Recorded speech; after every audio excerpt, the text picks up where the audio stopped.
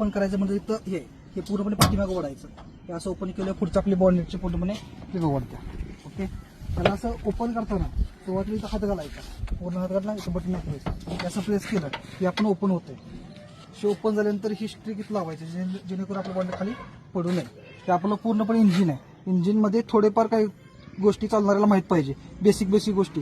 सकाळी उठलं काय करायचं, हे जे दिसतं इथून आपण वायपरचं पाणी टाकू शकतो. जे वायपरला आपल्याला समोर पाणी येते ते पूर्णपणे ते वायपरचं पाणी घालायचं. काहींना माहित नसते की तो वायपरचं पाणी कुठं घालायचं. ओके, हे जे ऑप्शन दिसतील, हा ब्रेक ऑइल, हे ब्रेक ऑइल बघायचं. ब्रेक ऑइलची लेवल कमी आले का, मिनिमम मॅक्स याच्यापेक्षा जर खाली आलं तर आपला ब्रेक लागू शकणार नाही. त्यामुळे ब्रेक ऑइल चेक करायचं.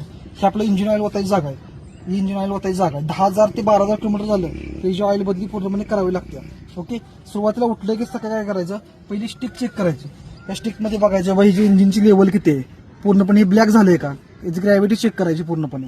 ओके, पण स्टॉप करला घालताना याला पूर्णपणे नॉर्मलशी अशी आत घालायची. ओके, आता हे आपला कूलंट आहे. इथं लिहिलंय काय, danger never open the hot. हे सकाळी सुरुवातीला गाडी शांत बंद असत्या तेव्हा ते ओपन करायचं की जी लेवल बरोबर कोणची आहे का. ओके, हे दिले ह्यात आपण कुलंट किंवा पाणी दोन्ही पण मिक्स करू शकतो. शक्यतो कुलंट जर टाकलं तर चांगली गोष्ट आहे. ही आपली बॅटरी आहे. कमीत कमी 3 ते 4 महिन्यातून एकदा त्यांना बॅटरीचं पूर्णपणे बघायचं की पाणी पूर्ण आहे का.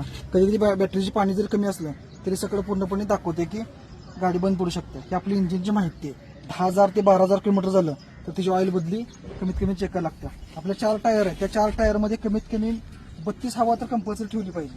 ओके, आता हे लावताना पूर्णपणे नॉर्मल असेल तर हायाचं खाली ठेवायचं. नॉर्मल असं सोडायचं नाही. कधी कधी चालताना धडधड वाजणार, याचा अर्थ बॉनेट लागलेलं नाही. त्याला सोडताना असं सोडायचं, त्याचं घ्यायचं आणि खालसून आपलं बॉनेट पडून लागलं.